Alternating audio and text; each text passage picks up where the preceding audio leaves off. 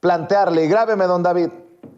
Ayer Santiago Krill se reunió con el secretario de Gobernación, Adán Augusto López Hernández, para planear estas mesas de diálogo entre la oposición, el panismo y el gobierno de la Cuarta Transformación. Y yo preguntaba, ¿con qué autoridad moral se ha erigido como líder de la oposición, como líder del panismo, Santiago Krill, el honorable, nótese mi sarcasmo, diputado federal plurinominal del PAN, el que fuera secretario de Gobernación con Vicente Fox, el que suspirara por la presidencia de la República?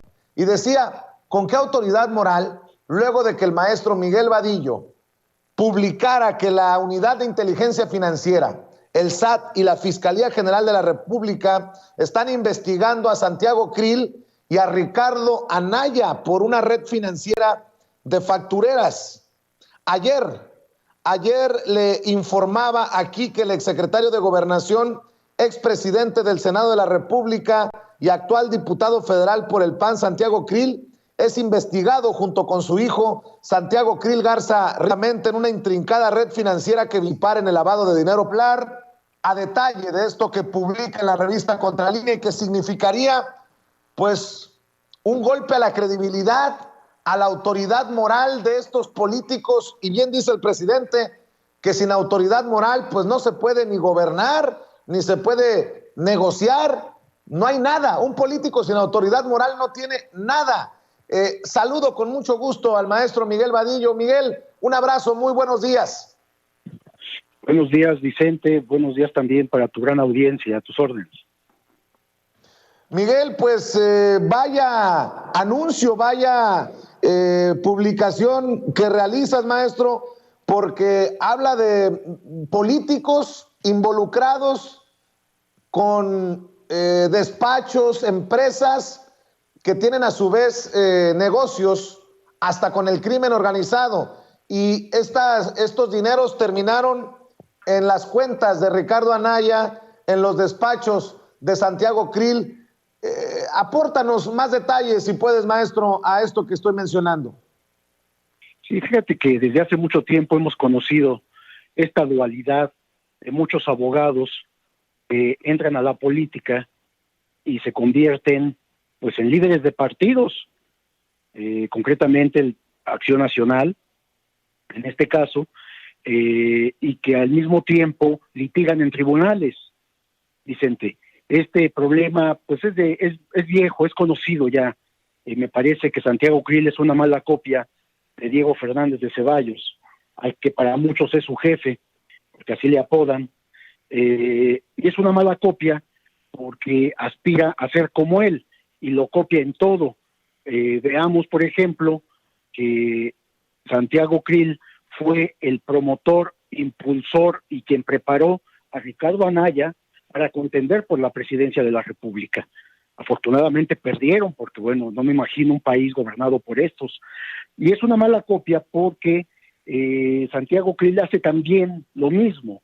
Es un político de derecha que ha estado en contra de cualquier programa social gubernamental, distinto a lo que pasaba antes, por supuesto, actualmente de Andrés Manuel López Obrador, y también se mantiene despachos es en plural, de abogados, desde donde opera, con la influencia política que esto les permite, y que pues desgraciadamente no hay leyes que prohíban esto, que habría que decir, a ver, Santiago Krill, si tú estás devengando un salario en el Congreso, pues debes de apartarte del litigio, de tribunales, porque no puedes tener esa doble función, porque es inmoral, Vicente, como bien dice el presidente, esto es inmoral, porque por las mañanas litigan en tribunales y en las tardes, noches, están aprobando leyes en los congresos. Entonces esto no puede seguir siendo. Esto lo hizo toda su vida Diego Fernández de Ceballos y ha sido muy criticado. Entonces está en la misma situación, pero ahora con un agravante. Las autoridades hacendarias y judiciales de México, desde que entró el actual gobierno, hubo la orden presidencial de investigar a todas aquellas empresas que estaban siendo utilizadas, que eran de membrete, empresas fantasmas, y eran utilizadas por el crimen organizado para lavar dinero. Pero no solamente lavar dinero, sino que también elaboraban facturas apócrifas para que no se pagara impuestos, una serie de delitos venían con estas empresas fantasmas, que muchas no tienen ni direcciones o direcciones falsas, y muchos de sus socios o sus miembros de estas empresas tampoco corresponden a la realidad, son nombres ficticios o nombres de personas, porque a veces ponen al chofer, al ama de casa, a alguien, algún trabajador, los ponen al frente de estas empresas sin que ellos lo sepan. O sea, es toda una maquinación fraudulenta, delincuencial. Bueno, pues estas empresas que fueron investigadas desde principios de sexenio, estoy hablando de hace 3 años, se inició toda esta investigación, porque antes se permitía con toda libertad. Ahora no, se ordenó la investigación, tanto la Unidad de Inteligencia Financiera como el Servicio de Administración Tributaria y los órganos de inteligencia también, como el Centro Nacional de Inteligencia, empezaron a indagar e investigar qué tipo de empresas eran, si existían, si sus ingresos, sus egresos, de dónde provenían y todo esto. Bueno, en esta investigación encontraron una red de empresas, 36 empresas plenamente identificadas. La mayoría de ellas operan en Zapopan, Jalisco. Zapopan, como tú bien sabes, junto con Bahía de Banderas en Nayarit, son los 2 bastiones principales del cártel Jalisco Nueva Generación. Entonces, estas empresas vinculadas también a este cártel, a esta mafia delincuencial, bueno, pues hacían operaciones para ellos. Y estaban la mayoría de estas asentadas ahí en Zapopan. Bueno, estas empresas contratan a despachos de abogados. ¿Y para qué contratan a despachos de abogados? Si son empresas fantasmas o de papel, bueno, para que puedan o les hagan un trabajo de asesoría y de defensa legal si se necesita. Entonces los tienen bajo ingresos fuertes, y hasta ahí tú dirías, bueno, pues es un servicio profesional que desarrollan los abogados. Pues sí, pero no solamente eso, porque empiezan a salir millones de pesos de estas empresas y son canalizados a despachos de abogados. Y de esos mismos despachos transfieren este dinero a otros despachos. O sea, hay triangulaciones de dinero, y esto en el mejor argot de las autoridades financieras son operaciones sospechosas. ¿Sospechosas de qué? Pues de lavado de dinero, precisamente. Y entonces estos despachos de abogados, lejos de ser despachos profesionales con una actividad pues que cualquier delincuente tiene derecho a una defensa, digamos, pero estos despachos cuando empiezan a asesorar de cómo defraudar, de cómo operar, etcétera, etcétera, bueno, pues ya están pasando a la parte delictiva. Es lo que está investigando la autoridad exactamente. En este terreno vemos a una empresa concentradora creada por Francisco Gil Díaz, por otro abogado primo de él y por otro abogado, 3 abogados, ahí aparecen, ahí están los nombres en la información, crean esta empresa y esta empresa empieza a recibir recursos de muchos despachos de abogados. Extrañamente, esta empresa es más, en su portal se anuncia Suma de Capacidades SC, se anuncia como una empresa que da servicios a bufetes jurídicos. ¿Quién sabe qué significa eso? Pero bueno, le preguntamos, entrevistamos como corresponde a Santiago Krill, al diputado federal, no nos dio la entrevista en vivo, pidió un cuestionario, obviamente para que no haya réplica y para poder tener una margen de contestación más accesible para él. Nosotros aceptamos, por supuesto, porque queríamos su versión, y se le hicieron 9 preguntas y las 9 contestó. Él decía que él tiene derecho a la secrecía, que es un trabajo profesional que él realiza, y que él y su hijo jamás han recibido dinero de empresas que no estén legalmente constituidas.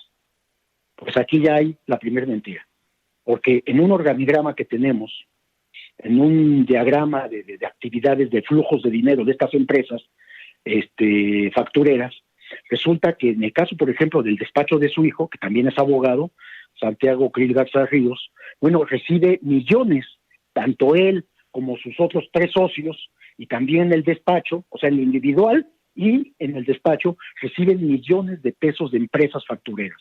Y estas empresas ya son definitivamente ilegales. Ya están identificadas por las autoridades como ilegales, las están persiguiendo a sus socios, a quienes las hayan constituido. Entonces, aquí ya hay un problema delincuencial en donde abogados participan en esto. Entonces, bueno, pues la investigación, como te digo, aunque tiene 3 años, es que todas las partes financieras, Vicente, no, la ruta del dinero que le llaman, no es sencillo, es complicado, y más cuando hay transferencias de un despacho de abogado a otro, de ese despacho a otro. Entonces, esta empresa Suma de Capacidades, de la cual es el principal socio Santiago Krill, le entregó 80 millones a Santiago, poco más de 80 millones de pesos, entre 2015 y 2021. En el caso de su hijo, él recibió de manera directa 42 millones. Y también ha recibido más millones directamente de empresas factureras. O sea, es un flujo de dinero impresionante. Y bueno, pues deja huella porque lo que hicieron fue hacer transferencias, porque en determinado momento tal vez no estaban siendo investigadas. Me refiero al sexenio pasado. No eran investigadas y estas empresas eran manejadas como si fueran empresas legales, bien constituidas. Lo cual, bueno, pues no se investigaba de dónde provenía el dinero, no se sabía, porque hay la sospecha y ya tienen algo de evidencia que el dinero que obtienen estas empresas factureras proviene también del crimen organizado, concretamente del Cártel Jalisco Nueva Generación. Entonces ya estamos hablando de un grupo delincuencial de empresas, de los que las constituyen, que pues por supuesto son delincuentes, y también donde despachos de abogados se han visto vinculados con estas empresas, asesorando como representantes legales. Hay una operación, Vicente, de uno de los abogados, de más de 800 millones de pesos. O sea, no hablamos de cantidades importantes, pues.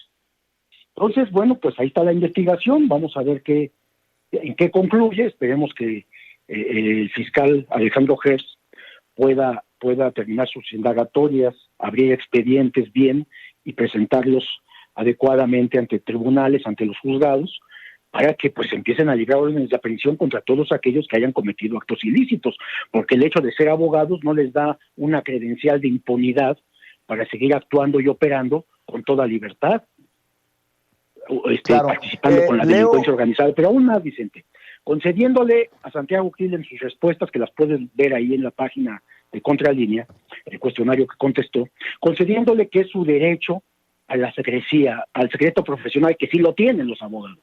Y él nos dice que no puede hablar de sus clientes, de las empresas ni de las operaciones.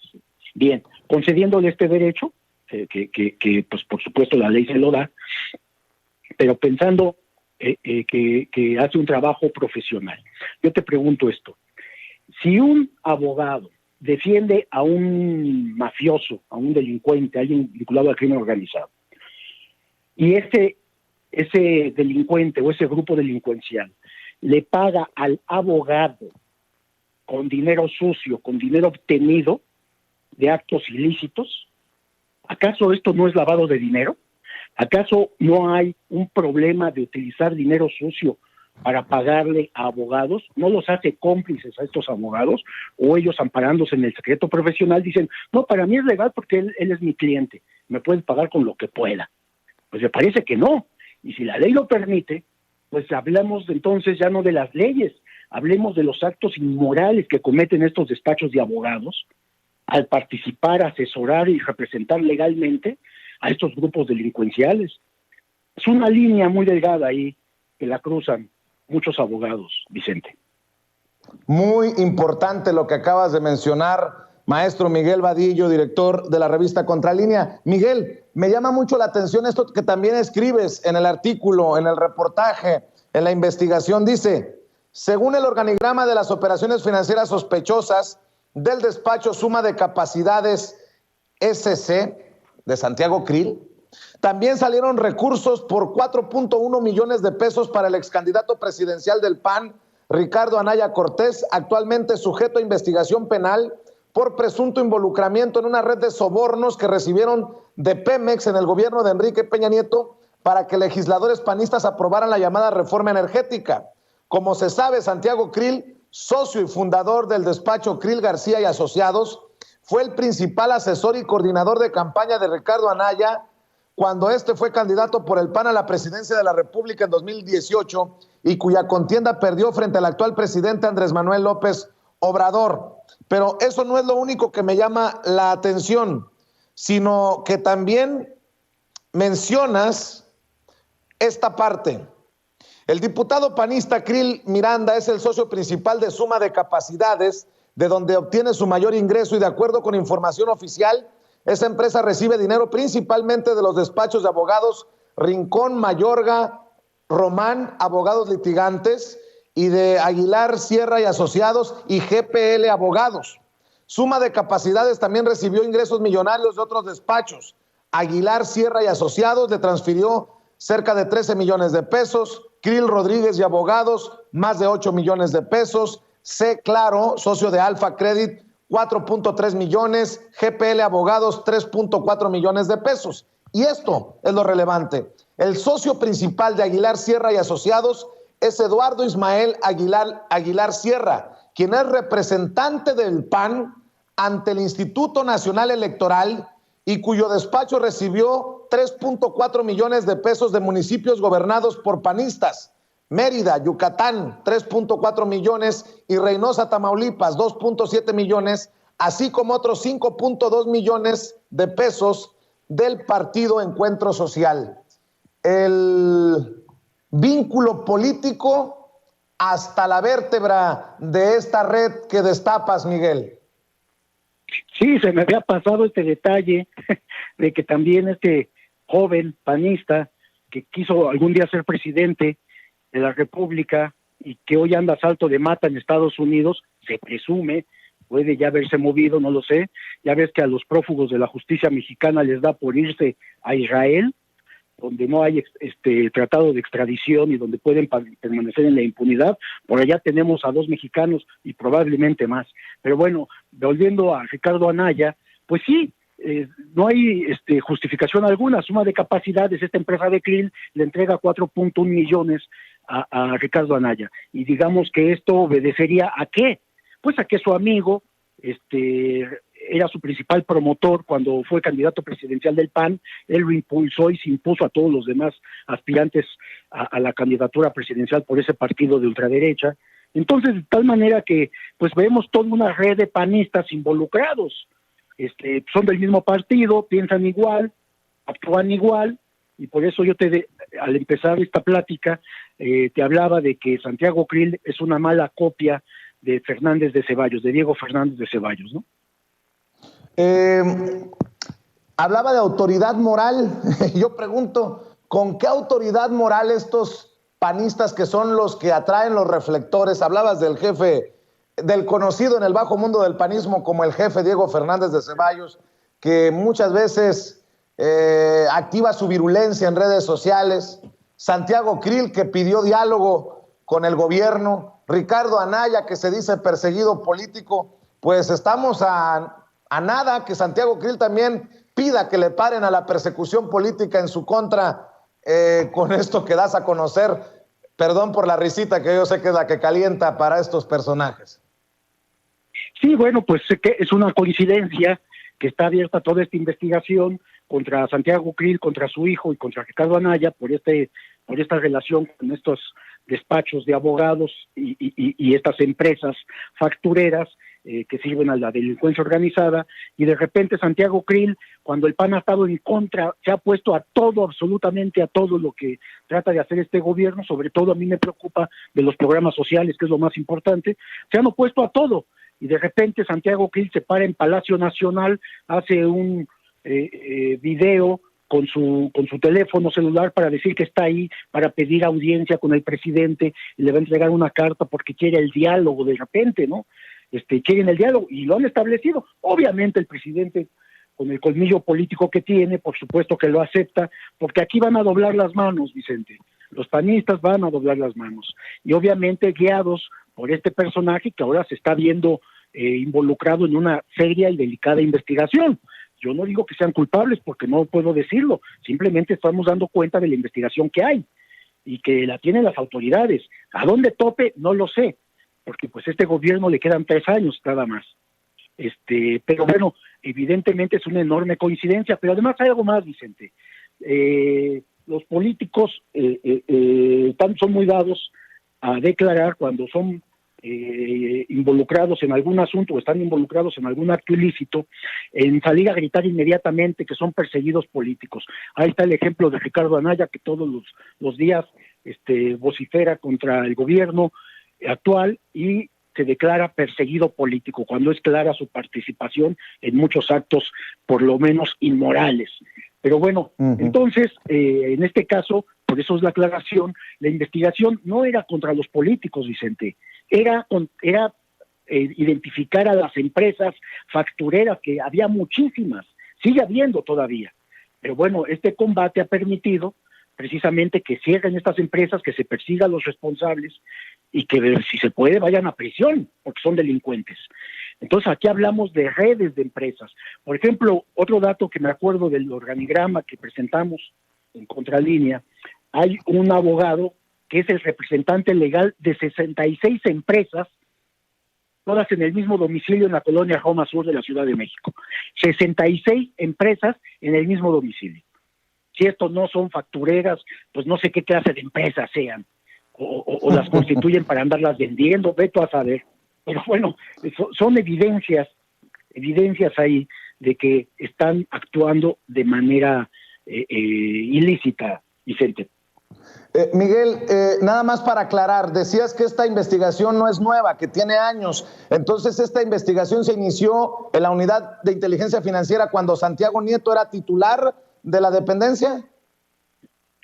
La orden fue a varias entidades, Vicente. La orden presidencial fue a Santiago Nieto en la UIF, fue a Raquel Buenrostro en el SAT, fue al general Audomaro en el Centro Nacional de Inteligencia, porque cuando hablas de delincuencia organizada atrás de la creación de empresas fantasmas, de empresas de membrete como estas, estás hablando de que si es delincuencia organizada le corresponde tanto a la Fiscalía General de la República, son asuntos federales, también como a los órganos de inteligencia, como es el Centro Nacional de Inteligencia. Y no dudo que también los órganos de inteligencia de Marina y de la Defensa tengan esta misión de identificar empresas, porque hay otra empresa ahí en el organigrama, si tú lo observas, que por ejemplo tuvo ingresos en un par de años de cerca de 200 millones de pesos, y su gasto fue de solo 2 millones, Vicente. O sea, dices, ¿cómo opera o qué empresa tan exitosa te da esos márgenes tan altísimos de ganancia, ¿no? Entonces, claro, la investigación se hace sobre las empresas desde principios de año, y la orden fue a todos estos órganos gubernamentales. Entonces, ahí, al investigar a estas empresas, se descubre que varias que transferencias de dinero de estas empresas que están identificadas plenamente fueron a parar a los bolsillos de abogados, y en muchos casos era para triangular dinero hacia otras personas que terminaron también en algunos políticos, como lo estamos dando a revelar. Así es, Miguel, antes de que te vayas, quiero decirte que estoy muy emocionado que el periodismo de investigación que ustedes realizan esté también marcando agenda. Vaya reportajes, vaya investigación que están presentando, muchas de estas notas firmadas por Nancy Flores sobre el INE y los gastos superfluos. Entre otras cosas, han publicado que a los consejeros el INE les paga desde seguros hasta su comida y coche con chofer. Se han llevado la mañanera. Me imagino que como director de la revista has de estar muy orgulloso, Miguel. Yo quiero decirte que nosotros en Sin Censura estamos comprometidos con replicar lo que hacen, con decirle a la gente que tienen ya un programa digital, y te lo digo sin falsa... te lo digo sinceramente, y creo que así lo has sentido, que en Sin Censura nuestro compromiso es con la audiencia, y ustedes están haciendo un excelente trabajo. Me imagino que como director de la revista, pues es también emocionante ver cómo Nancy se presenta en Palacio Nacional y ha hecho temblar a más de uno. También seguramente arreciarán los ataques porque la perra anda brava, como digo. Sí, yo estoy muy contento con el equipo de trabajo. Hacen un esfuerzo todos los reporteros de Contralínea, la verdad. Son muy profesionales y ya tenemos pues 20 años precisamente andar por estas en contralínea. Yo tengo mucho más en el periodismo, ya estoy bastante viejo para esto, pero en contralínea tenemos 20 años y este equipo de reporteros que me han acompañado estos 20 años, pues han estudiado, se han profesionalizado, hacen un trabajo excepcional. Yo estoy muy orgulloso de ellos, de que trabajen en el equipo de Contralínea, y por supuesto pues te agradecemos tus comentarios. Para nosotros es un halago y nos da más fuerzas para continuar nuestro trabajo investigativo. Y sí, efectivamente, esto puede traer siempre, como sabemos y nos ha pasado, consecuencias, Vicente, pero bueno, pues es parte del trabajo. No vamos a dejar de hacer periodismo jamás mientras estemos vivos, y lo hacemos con mucho gusto y con mucho orgullo, sobre todo con una enorme responsabilidad periodística y con un enorme compromiso por la democracia, por la libertad y por la justicia, Vicente. En momentos en que el periodismo mexicano atraviesa una crisis, es importante lo que dices, Miguel, en momentos en que hay, entre comillas, periodistas, comunicadores, personajes que tienen los micrófonos abiertos y las cámaras en espacios de alcance nacional y hasta internacional, no hay otra forma más que apostarle a esto que se hace, ¿no? Con honestidad, con transparencia y por el bien de las audiencias. Ahora que el presidente Andrés Manuel López Obrador ha informado que se ha contagiado nuevamente con coronavirus, se confirma aquello que dijo, que son tiempos de canallas, son tiempos de sopilotes, y muchos sopilotes, desafortunadamente, desde estos medios de comunicación, personajes encumbrados, dizque en el periodismo mexicano, pero que le han hecho gran daño al gremio, a la labor, Miguel. Alguien que desea un mal para otra persona es una mala persona, Vicente. Y como decía Kapuscinski, para ser un buen periodista primero tienes que ser una buena persona.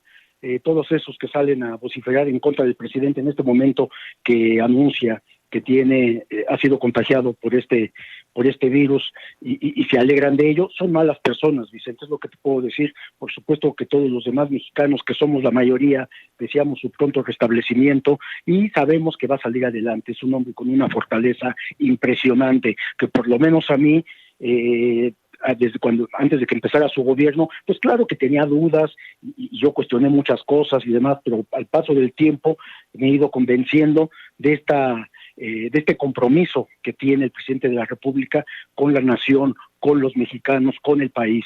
Y esto pues a mí me llena de orgullo tener un presidente de esta naturaleza, Vicente. Miguel, en el canal de YouTube ya están transmitiendo todas las mañanas. En la página de internet, en redes sociales, ahí es donde siguen publicando y en donde espero que las miles de personas que están conectadas en Sin Censura apoyen, porque de eso se trata, de seguir invitando a la gente para que se informe con ustedes, Miguel.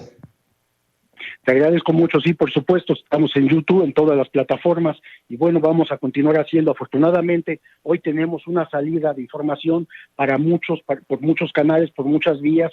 Ya no necesitamos de los grandes periódicos, de las grandes televisoras para informar nuestras investigaciones, tenemos cómo hacerlo, y esto pues nos da una enorme ventaja para hacerlo de manera, pues nosotros de todo el equipo. Entonces estamos muy contentos con lo que está ocurriendo y pues por supuesto seguimos haciendo un trabajo de investigación a todas las esferas gubernamentales, del sector privado, del sector sindical, de la sociedad. Todo aquello que le interese a la gente, nosotros estamos ahí metidos investigando, Vicente. Suscríbanse al canal de Contralínea, y si quieren seguir al maestro Miguel Vadillo, director de la revista, búsquenlo en Twitter en @vadillo_contra. Miguel, muchas gracias por este tiempo que le dedicas a la audiencia de Sin Censura, y estamos al pendiente que este 2022 venga cargado de éxitos profesionales y bendiciones familiares, Miguel. Gracias, Vicente. Salud para todos y también salud para toda la audiencia. Hasta luego. Un abrazo. Miguel Vadillo, el director de la revista Contralínea, hablando con nosotros sin censura.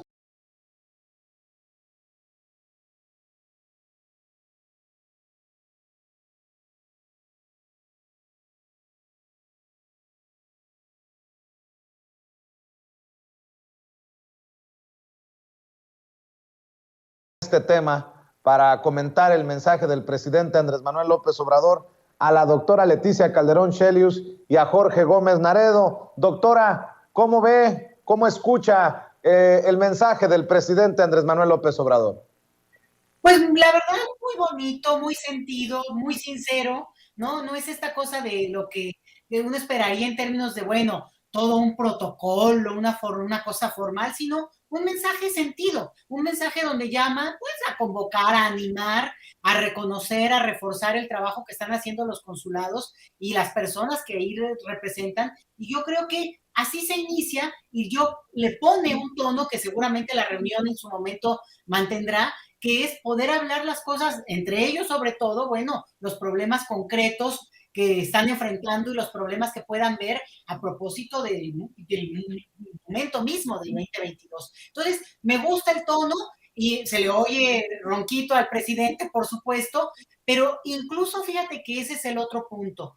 ¿Cómo humaniza a la misma persona? No es el presidente, esta solemnidad hablando y diciendo, no, es una persona a cargo digamos, en este caso, de la presidencia de la República, pero que es capaz de conectarse, de dar un mensaje.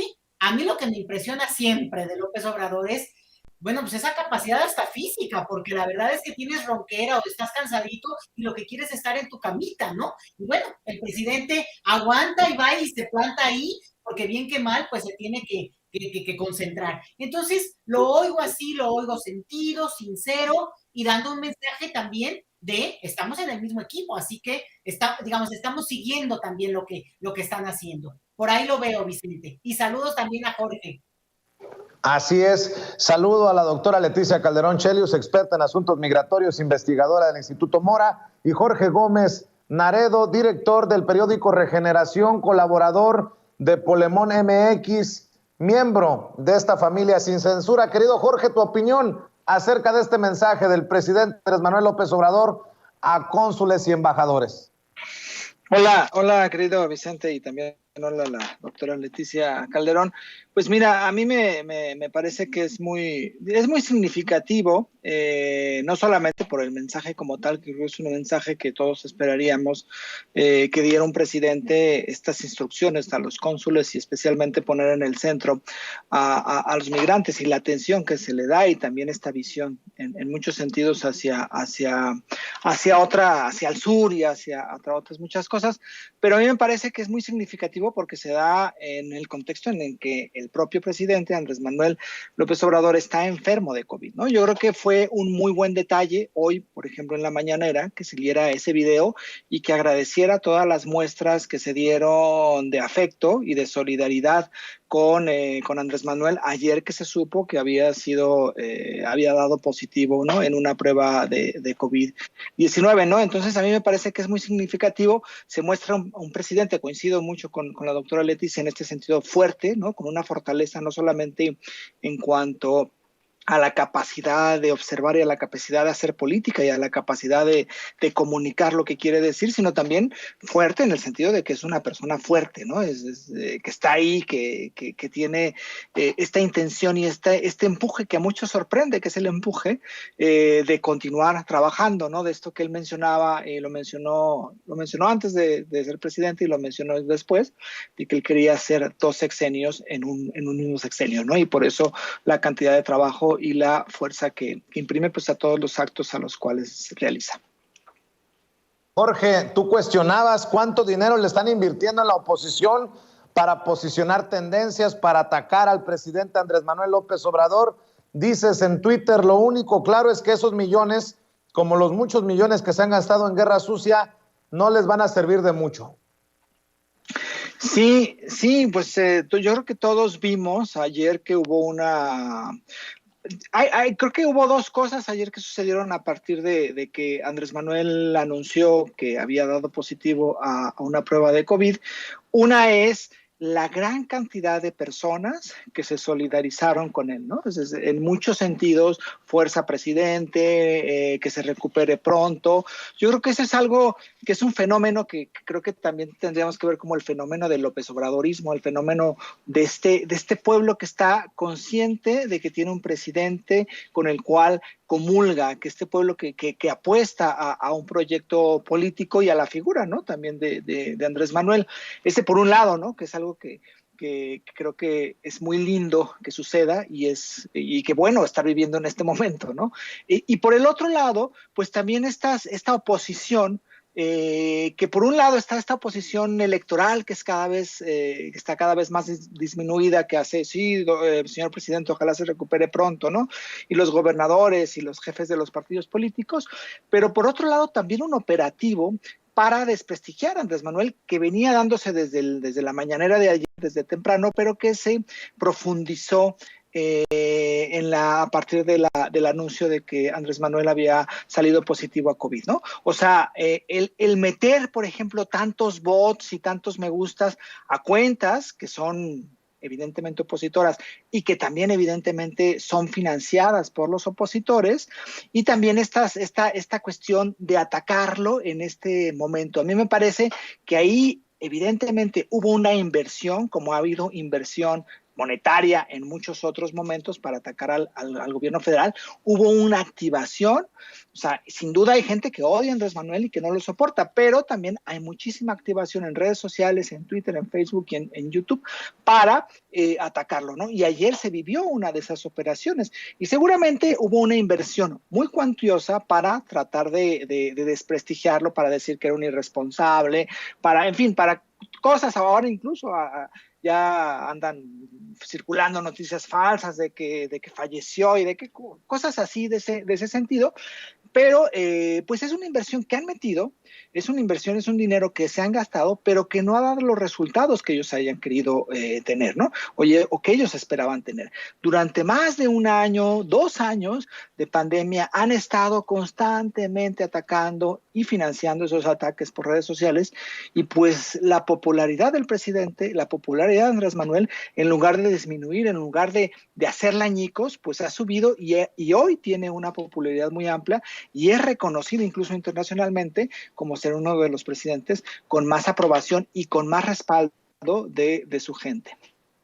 Eso sí, vi analistas señalando tu cuenta en Twitter, señalando a Sin Línea MX de ser los promotores de este hashtag Fuerza Presidente, y te señalaban de ser uno de estos tejedores de narrativas a los que les paga el gobierno del presidente Andrés Manuel López Obrador. Lo percibí en redes, ¿eh? Sí, no, bueno, pues es absurdo que a nosotros ahora nos quieran decir que nos paga el gobierno para posicionar, cuando en realidad pues durante muchísimos años hemos estado, digamos, luchando y tratando de evidenciar y poniendo lo que pensamos, ¿no? Entonces a mí me parece que absurdo. Pero ese es el discurso, ¿no? Cuando uno menciona, oigan, les pagan a estos señores, pues automáticamente viene el discurso. No, en realidad a ti es el que te pagan, y todas estos absurdos que cotidianamente pues se reciben, y que en realidad pues tampoco es que tengan... o sea, a mí es que tampoco me importe mucho lo que digan los bots y los troles de todo lo que se realiza. Doctora Leticia Calderón Chelius, me imagino que tú también tienes mucho que aportar sobre este bombardeo que a veces raya en lo... No es que no sé cómo llamarlo, en lo asqueroso, ¿no? Contra el presidente Andrés Manuel López Obrador, y algunos haciendo hasta chistes. Por ejemplo, Van Pipe, cuando se pone el presidente el termómetro, le hace un efecto y le pone bang. Pues no me parece muy chistoso que refiera a una pistola real cuando es el termómetro con el que se está tomando la temperatura el presidente Andrés Manuel López Obrador en cámara, como lo vimos todos hoy en la mañanera. No, fíjate fíjate que al contrario, Vicente, a mí me da un poco de lástima, porque lo que te demuestra aquí es la desesperación en términos de comunicación, porque evidentemente esta forma ya tan grotesca de burlarse en un escenario en el que cualquiera, absolutamente cualquiera, estamos en un riesgo o de contagiarte o de volverte a contagiar o de que incluso haya alguna consecuencia, independientemente de que si tienes o no vacunas, porque no sabemos cómo puede afectarte, y ese es, digamos, el temor que tenemos frente al tema del COVID. Y yo creo que ese es el punto, que la desesperación en términos de no poder mantener una narrativa, en poder, por ejemplo, cristalizar todo el odio, todo lo que están en contra de lo que puede hacer del gobierno en una persona y en una situación humana, los hace decir cosas que sí rayan en lo grotesco, el no chiste. Cuando tú ves ahí dices, bueno, ¿dónde estuvo el chiste, no? A ver, como para por lo menos, a veces hay ingenio y todo esto. Entonces, sí me parece, y yo en eso coincido mucho con Jorge, fíjate que hay una parte donde esta construcción de, ya como proyecto, ¿no? Proyecto comercial, de echar a andar inmediatamente una maquinaria y inmediatamente voces que casi se replican. O sea, no ves ingenio, no ves de repente el comentario de alguien que pues, echó un tuit aquí que dice, bueno, está bien escrito o tiene un elemento diferente o opina algo que tal vez te hace pensar. No, simple y sencillamente es una repetición de lo que va diciendo el gran gurú, el que sea, o la gran gurú, ¿no? Y todos ahí en el replique, porque no ves esa posibilidad, esa capacidad de conectarse con una situación que de crisis mundial, con una situación en la cual, pues, humanamente estamos en esa vulnerabilidad absoluta. Entonces, sí creo yo que es muy buen ejemplo.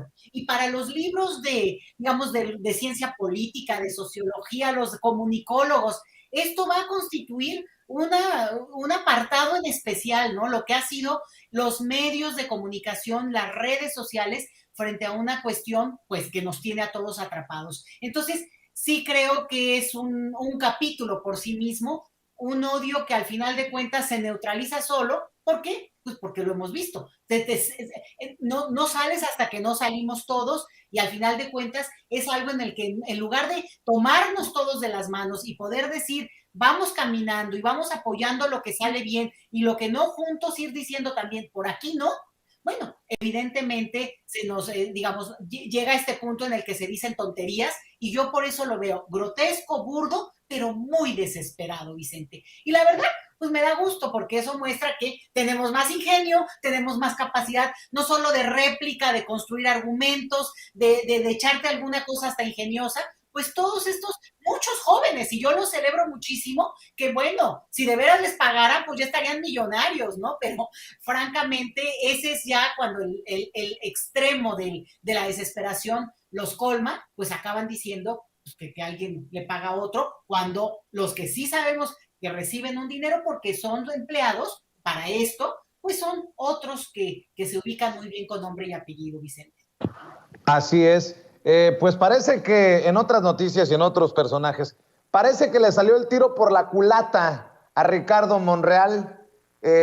Confía en el periódico Reforma, da una entrevista, genera nota, el presidente le pone una tunda, y el mismo periódico Reforma es el que publica esta nota sobre una presunta mafia monrealista en Zacatecas. La hija de Monreal obtiene contratos por 35 millones de pesos de la tía.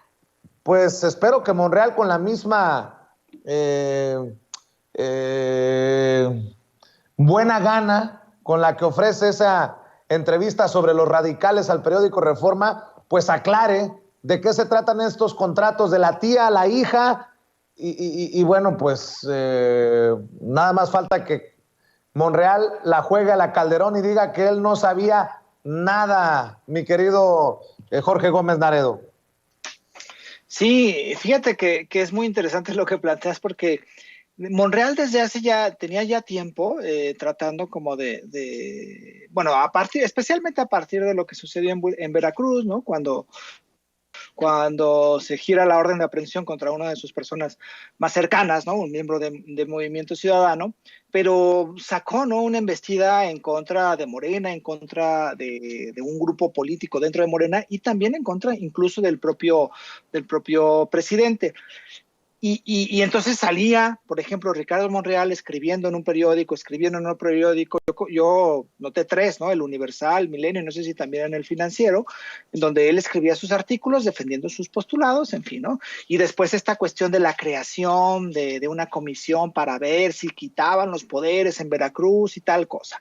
Era muy obvio que estaba en una embestida contra muchísimas de las cosas y muchísimos de quienes coincidían o de quienes apoyaban no solamente a la Cuarta Transformación, sino también a gobiernos locales, como en el caso de Veracruz, de Cuitláhuac. Pero después viene como ya lo más grotesco, que fue esta primera plana. Primero una entrevista que también dio en Proceso, pero lo más grotesco fue esta primera plana en Reforma el domingo pasado, si mal no recuerdo, donde, bueno, aparece, creo que sí aparece la foto, y después 2 páginas completas en Reforma. O sea, no solamente que les dieran media paginita para la entrevista, sino 2 páginas completas, con foto, en fin.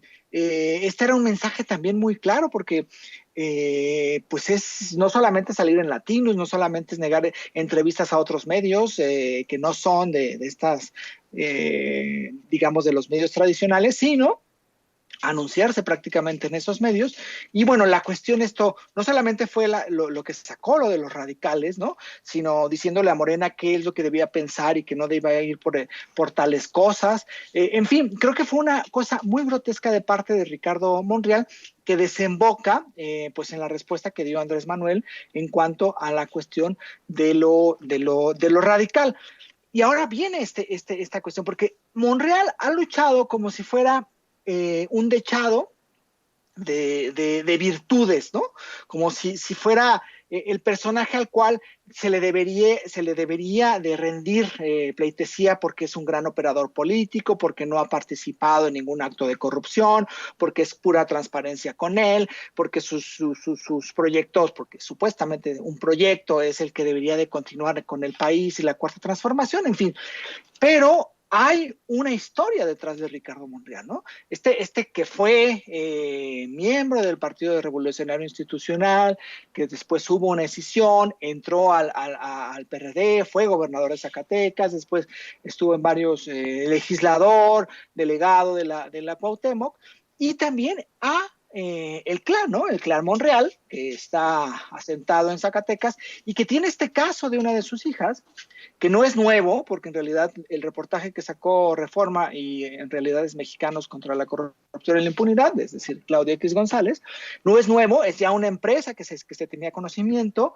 Lo que parece ser que le agregan es estos vínculos con la Secretaría del Bienestar y con otras secretarías, pero es decir, ahora se exhibe esta cuestión de Monreal, y yo creo que a mi modo de ver, si Monreal no está a gusto en Morena, si Monreal no coincide con una amplia mayoría de los que apuestan a Morena y a la Cuarta Transformación, si Monreal es muy crítico del propio presidente y Monreal tiene estas cosas, pues yo diría que lo mejor que le puede pasar a Monreal es que renuncie a Senado, como a la coordinación del Senado, y que decida y que piense bien si se quiere ir con Movimiento Ciudadano para buscar la candidatura presidencial del Movimiento Ciudadano, si quiere tratar de formar otro partido político, si se quiere ir con el PRI, en fin. Pero creo que cada vez se ha cerrado muchísimas puertas dentro del propio movimiento López Obradorista, no solamente de Morena, sino del propio movimiento López Obradorista, y me parece muy ruin que esté tratando de dinamitar la confianza que muchísima gente ha puesto en el proyecto de Andrés Manuel y de la Cuarta Transformación con estas acciones. Y por supuesto, ¿no?, hoy, con todo, digamos, pues lo que significa que sea un reportaje de Mexicanos contra la Corrupción y también de Reforma, pero sí también hay que tener en claro que hay un clan en Zacatecas donde hay varios personajes que pueden, pues, por supuesto, ser hermano de Ricardo Monreal no indica que no se pueda participar en política, pero que si hay un acto de corrupción, pues se debería de investigar y que sería lo más sano, ¿no? Así es. Doctora, vamos a cerrar con su opinión sobre este tema, con su reflexión, la escuchamos. Pues sí, mira, yo creo que Monreal quedó, por lo menos en el imaginario, como el operador de lo que pueden ser los descalabros de Morena en la Ciudad de México, ¿eh? O sea, en algunos casos, bueno, más allá de algunas alcaldías, sí quedó como el que estuvo atrás de esa operación. Y entonces nunca se aclaró, y sobre todo por las alianzas que tiene. Entonces ya trae como que un déficit en su contra. Así que cualquier cosa que haga se ve también en este tono, donde le gusta jugar en varios frentes. Ese es el primer punto. Ahora, da una entrevista, y no casualmente, porque digo, en esta cuestión políticamente hablando, es obvio que aceptar una entrevista en primera plana y del tipo que lo hizo, en el Reforma, o como se he escuchado en Latinus, ha tenido varias entrevistas y todo, bueno, es francamente una cosa que no coincide con un discurso que según él conoce y entiende en términos también de lo que significa una estrategia política de parte del partido en el que él milita, por lo menos en principio, por lo que todo lo que él mismo dice. Entonces, a mí me parece que es muy fuerte que le saquen una nota donde directamente va contra un comentario que es el meollo de este gobierno, la corrupción y la impunidad en términos del uso de la familia, ¿no? De la familia haciéndose y beneficiándose de sus propias posiciones. Bueno, a mí me parece que tendría que aclararlo la propia hija, me parece gravísimo, pero además, casualmente, y lo decía Jorge, quien saca la nota o la nota la recupera de Mexicanos contra la Corrupción, que nos gustaría ver en primera plana que recuperen la nota de Josefina Vázquez Mota, digamos, dicho sea de paso. ¿Por qué? Porque es parte de lo que ellos mucho tiempo utilizaron como banderas, que ya sabemos a estas alturas que en realidad eran manejos para poder intimidar o también doblegar un tanto a ciertos políticos, porque cuando ya no querían, ya no usaban ese tipo de notas. Ahora reviven esta nota y, bueno, obviamente Reforma se beneficia muchísimo de ella, y vamos a ver qué le estarán cobrando al senador. Sí creo que es un momento clave en la vida política de él, pero también en la vida, digamos, política, si quieren, del partido, porque lo dijo sin ningún desvío el presidente López Obrador antier. Bueno, están diciendo que son los radicales los que podrían, digamos, darle un cauce al partido y llevarlo por un rumbo que Monreal no ve que sea el correcto. Dice el presidente, soy yo, el jefe de los radicales, a ver, ¿cuál es la bronca, no? Entonces, bueno, a mí me parece soberbio la manera como se ubicó, la distinción y la distancia de poder decir, aquí ya no va. ¿Qué va a hacer Monreal? Pues va a ser muy interesante, porque sin ser un político que me simpatice en lo más mínimo de toda la vida, pero sí creo que, bueno, pues tiene una capacidad de movilizarse y de moverse con tantos actores, que va a ser interesante lo que escuchemos en estos próximos días. Y bueno, por ahí el comentario, Vicente. Muy bien, pues le agradezco, doctora, como siempre, la generosidad, la participación aquí en Sin Censura. ¿Por qué no cerramos invitando a la gente para que la siga en redes sociales? Claro que sí, Vicente. Pues bueno, ahí en @LetiChelius, en mi cuenta de Twitter. Y bueno, escribo una columna, sale los viernes en Sin Embargo MX, y también pues muy, muy agradecida de que me lean. Siempre es cortita, al punto, directito, así que pueden seguirme también por esa vía. Muy bien. Y a ti, mi querido Jorge Gómez Naredo, ¿cómo te apoyamos? Sí, pues estamos ya por sacar el nuevo número de Regeneración. Yo creo que a mediados, casi ya unos días iba a estar circulando. Y bueno, visiten polemon.mx, revista Polemon, tanto en Facebook como en Twitter. Y a mí estoy en J. Naredo en Twitter, o Jorge Gómez Naredo en Facebook. Y pues un saludo a la doctora, un saludo a César, a Ceci y a todo el auditorio, y a ti, querido Vicente. Claro que sí, un abrazo para los dos. Gracias, doctora, gracias, Jorge. Que pasen excelente día. Nos vemos muy pronto en otra mesa de diálogo aquí en Sin Censura. Amigos, amigas, regresamos en breve, pero mientras seguimos hablando sin pelos en la lengua, sin censura, usted puede suscribirse a nuestros 3 principales canales en YouTube. Sin Censura Media, en donde tenemos más de 1,600,000 suscriptores, Sin Censura TV, en donde tenemos más de 1 millón de suscriptores, y en Sin Censura Presenta, en donde queremos llegar muy pronto a los 100,000 suscriptores. Si usted ya está inscrito en Sin Censura Media, suscríbase en Sin Censura TV. Si ya está suscrito en Sin Censura TV y Sin Censura Media. Suscríbase a Sin Censura Presenta. Recuerde que es gratis, no tiene que sacar un solo centavo de su bolsillo para apoyarnos. Dele clic en la campanita para que los señores y señoras de YouTube envíen las notificaciones cuando estemos transmitiendo en vivo y en directo o estemos subiendo videos. También nos puede seguir en Twitter en @Vicente Serrano y hasta en Instagram. Ojo, también estamos en Instagram. Son nuestras redes sociales y con el apoyo de ustedes seguimos creciendo, porque con ustedes todo, sin ustedes nada.